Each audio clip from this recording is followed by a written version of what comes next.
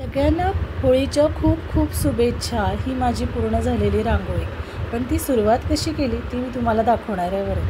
दारावरती हळदीचं लेपन झालेलं आणि आता बघा मी सुरुवातीला आखून घेतलेलं होतं स्केच.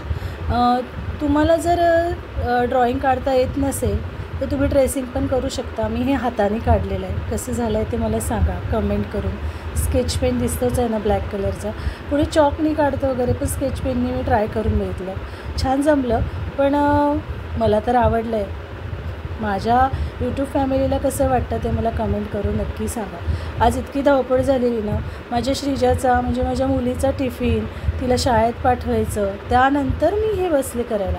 आदल्या दिवशी खरं तर रात्रीला काढून ठेवते, पण म्हणलं स्वच्छतेने सुरुवात करावी. आंघोळ घालून स्वतःला छान नीट अँड क्लीन करून मग दारासमोर हळदीचं लेपन करून आंघोळी करायची. भूक लागलेली होती. शेंगदाण्याचे लाडू फिरवले पटकन आणि द्राक्ष गोडाचं काहीतरी एनर्जेटिक यावं म्हणून. उपवास होता.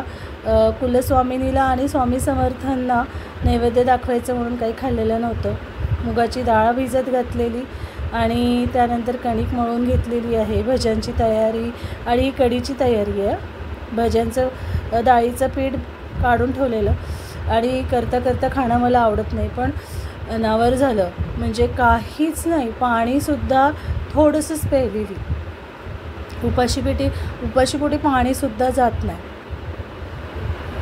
आता मिरच्या ह्या कशासाठी काढून ठेवलं आहे मी, मोठ्या मोठ्या मिरच्या टाकेलं मी कढीमध्ये. आणि बघा नैवेद्य सुरू करण्या अगोदर आधी मी भवानी म्हणजेच गॅसची पूजा करते. 5 कुंकवाचे हळद कुंकवाचे बोटं लावून आणि नंतर मग गॅस पेटवते आणि त्यावरती कढई ठेवलेली आहे. ही एनोडाईजची कढई आहेत. तुम्हाला जर याच्या लिंक हव्या असतील तर मला सांगा. मी कढी फोडणी घालते आहे. छान कढी फोडणी घालणं झाली की नंतर सगळ्या स्वयंपाक सुरू करेल. आज ना फार धावपळ झालेली, म्हणजे आज डोळ्यासमोर अक्षरशः कधी लवकर होतं सगळं नैवेद्य आणि कधी ती पुरणाची पोळी मला खायला मिळेल असं पहिल्यांदा झालेलं. यामध्ये हळद घालायची चिमूटभर, तुम्हाला हवी असेल तशी.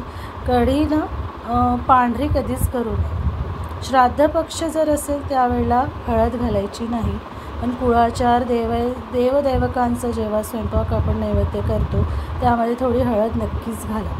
ही टिप्पणी तुम्हाला आवडत असेल तर तुम्ही ही एक्सेप्ट करू शकता. आता माझी धावपळ अशी झालेली सकाळची की आमच्या अहोंना पण भूक लागलेली असते. आता आपण सुना म्हणून बायको म्हणून उपाशी राहू शकतो, पण क्वचितच काही नवरे असतील ते उपाशी राहतात. पण मी माझ्या अहोंना नाही राहू दे. त्यांना सकाळी आधी भरपेट असं छान पोटभर असा नाश्ता करवते. मोठ्या ह्या मिरच्या तोडते आहे मी, कारण की माझी माझी श्रीजा शाळेत तिला कढी फार आवडते. आणि ही आलं असं किसून घेणार तेलामध्ये. हिंग मी घालते, पण यावेळेस मुद्दाम घालणार नाही. खूप उग्रवास आहे की तिला नाही आवडत. मला हिंग घातलेली कढी फार आवडते. तुम्ही घाला बरं. आणि यामध्ये आलं किसून घ्यायचं छान. आलं किसून झाल्यावरती त्यामध्ये तुम्ही गोडेनिंब कढीपत्ता तो घाला. आज माझ्याकडे नव्हता म्हणून मी घातला नाही. मिरचीचे मोठे मोठे तुकडे, कारण की त्याने तिखट होणार नाही कढी आणि ती माझी मुलगी आवडीने खाईल. तिचा हा कढी म्हटलं की कढी भात हा बेत असतोच. आणि तिचं आवडीचं पुरणपोळी आणि मूगवडे आणि भजी. तिला तर अगदी हा असे सणवार केव्हा येतात ना की त्याची वाट बघत असते. आई आज काय आहे, वा आज तर काहीतरी नवीन बनणार आहे. हां, घरामध्ये हल्ली सगळं आपण बनवतच असतो, वरण भात भाजी पोळी चपाती. पण मूगवडे भजे हे शक्यतोवर आपण बनवत नाही. आणि ग्रेव्हीची भाजी वगैरे तर नेहमीच बनते. कढी तर माझ्याकडे नेहमीच बनते. कोणाकोणाकडे आज नैवेद्याला काय काय बनवलं आहे ते कमेंट करून मला सांगा बरं. भरपूर पाणी घालून त्याला छान एक उकळी आली ना की ती घट्टसर होईल. अशी दाटसर कढी बिलकुल आवडत नाही. मध्यम अशी छान त्याला अशी पद्धतीने कोण कोण करतं ते मला सांगा. कढी करून घेतलेली ती साईडला ठेवली आणि गरम गॅस जळत असताना मी तर करते, पण शक्यतो तुम्हाला जमत नसेल तर करू नका. मला बिलकुल गॅस ओटा खराब झालेला आवडत नाही. मी असं वाटतं मला की केव्हा मी ते पुसेल. बऱ्याचशा गृहिणी माझ्या मैत्रिणी ज्या आहेत ना, त्या सगळं झाल्यानंतर एकदाचं धुवत असेल, पण मी पुसत राहते.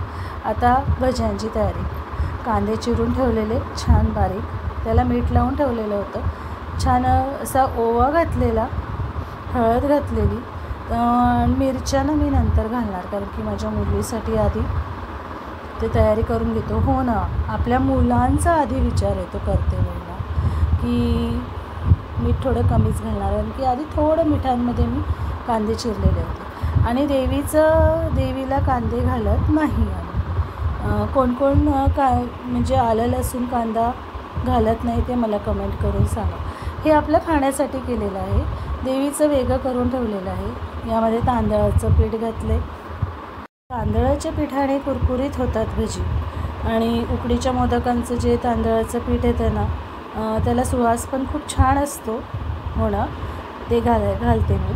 आणि ज्या वेळेला आपण भजी तळून घेऊ ना, त्या अगोदर थोडंसं गरम तेल त्यावरती घालायचं पिठामध्ये. आणि भिजवायचं कसं ते मी तुम्हाला सांगते. भज्यांचं भिजवताना आधी सगळं एकत्र करून घ्यायचं, म्हणजे कांद्याला सुद्धा मीठ लावलेलं असल्यामुळे त्याचं पाणी जे सुटतं, म्हणून पाणी कमी लागेल आपल्याला. आणि थोडं ना मी चटकमटक लागण्याकरिता चाट मसाला घालते. फार आवडतो मला चाट मसाला. थोडंसं चव वेगळी येते. हो बघा, एक काम करण्यासाठी दुसरं काहीतरी बी नसतं. कुणाकुणाचं असं छान दूध गरम होत असताना पातेल्यामध्ये दूध जेव्हा गरम होतं ते अगदी उकड येऊन हसायला आलं मला खरंच. उकड येऊन असं खाली जातं. आणि बघा मी तुम्हाला दाखवते, कढी पण थोडी गेली. आणि त्यावेळेला ना माझा नवरा मला म्हणतो, अगं जाऊ दे, आहुती गेली आहे, भवानीला गेलेला आहे. पण हे नेहमीच होतं माझ्यासोबत असो. बरं आहे की आता भज्यांचं भिजवून घेते आहे. भज्यांचं असं लुसलुशीत भिजवून घ्यायचं, दाटसर नाही. दाटसर भिजवलं ना तर भजे कडक येतील, अगदी लुसलुशीत मऊसूद कापसासारखी आणि छान टम्म फुगलेले होणार नाही. म्हणून भज्यांचं भिजवताना खूप जास्त पाणी घालायचं नाही आणि खूप कमी पण पाणी घालायचं नाही. थोडा अंदाज घेऊन आपण पाणी घालायचं. आता छानपैकी भज्यांचं भिजवून झालेलं आहे. समोर द्राक्षांची प्लेट पडलेली, पण काय करावं, एक काम दिसते डोळ्यासमोर आणि दुर्लक्ष होऊन जातं. हे बघा, अशा प्रकारे छान मी पाडावून दाखवते. छान असे पडले की छान एकत्र झालं. आणि एवढं तरी भिजवायचं. छान असा सुवास येतो त्याला, आपण ओवा घातलेला असल्यामुळे. छान पुन्हा माझं काही ना काही पुसताना दिसेल असं तुम्हाला. ते एक सवय झालेली आहे. मुगाची डाळ, त्यावरती तांदळाचं पीठ आणि तिखट. हे पापड आहेत. पापड मी खरं तर आईच्या घरनं मग किंवा बरेचदा मार्केटमधनं कमी, पण आईच्याकडनं किंवा बाहेरनंसुद्धा घेऊन यायची. आणि यावेळेस मार्केटचे पापड.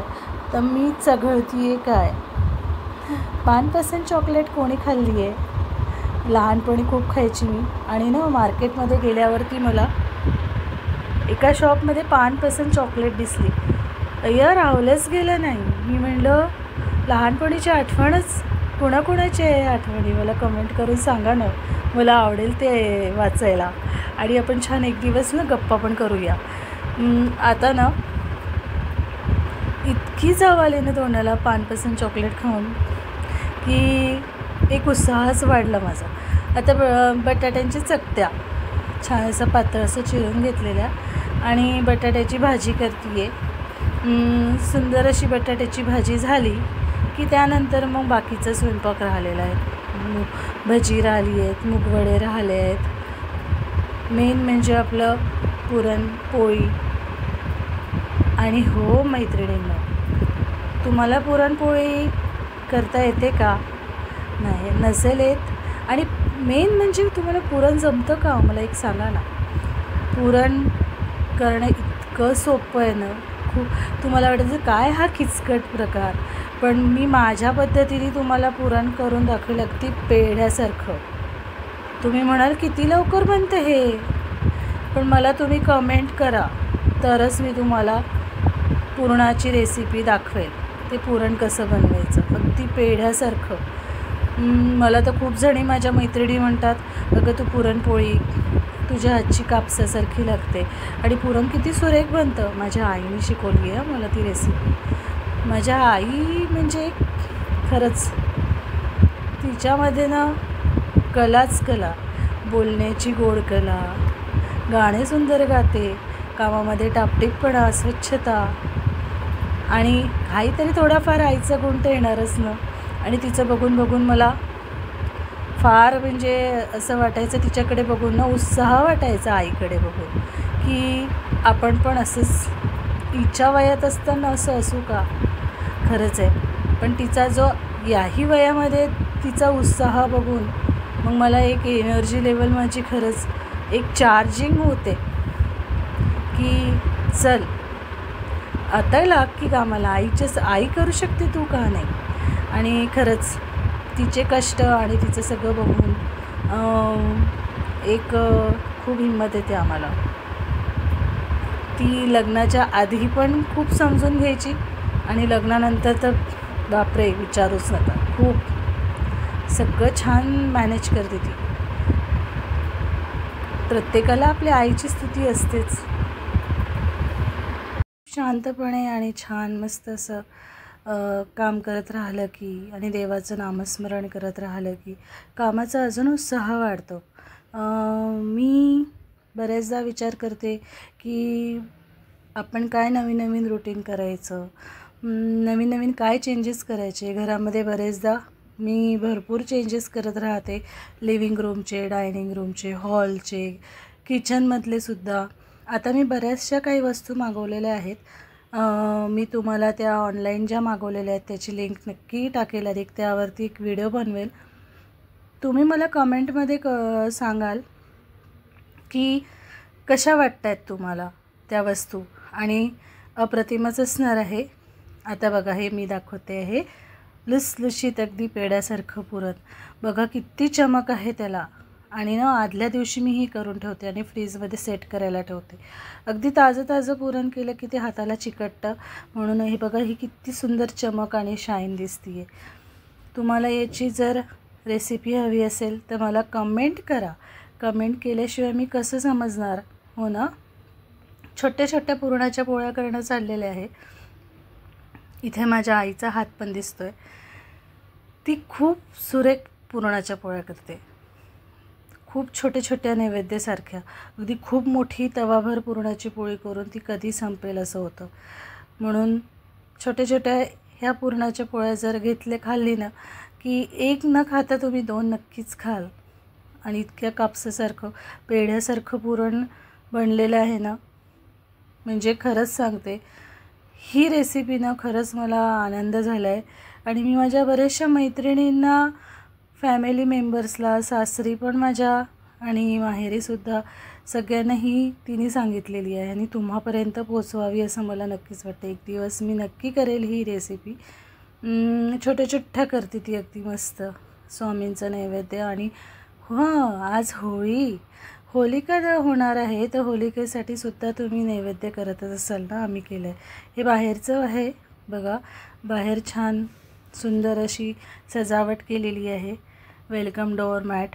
माझी ही पूर्ण झालेली रांगोळी जमली आहे ना बऱ्यापैकी. काही चुका असतील तर मला कमेंट करून सांगा नक्की. पाण्याने भरलेलं छान असं उरली. आणि समोर तिथे जे फुलपात्र दिसतंय ते छान असं कमळाचं, त्याच्यामध्ये मी दिवा लावते रोज सांजवेळी.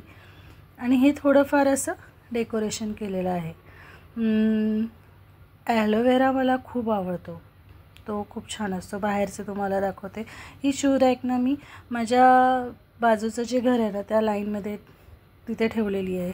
आधी ना रांगोळीच्या ठिकाणी होती, पण म्हटलं आपण क्लिनिंगला जे येतात त्यांना विचारून परमिशन काढून मी इथे ठेवली आणि त्यावरती ना हे असे फ्लॉवर पॉट ठेवलेले की आपल्या समोरचा परिसर ना हा स्वच्छ राहील आणि प्रसन्न पण खूप वाटतं आहे. अगदी इथे आधी शिवराईक होती माझी, क्लीन झालं आहे, अगदी स्वच्छ झालं आहे.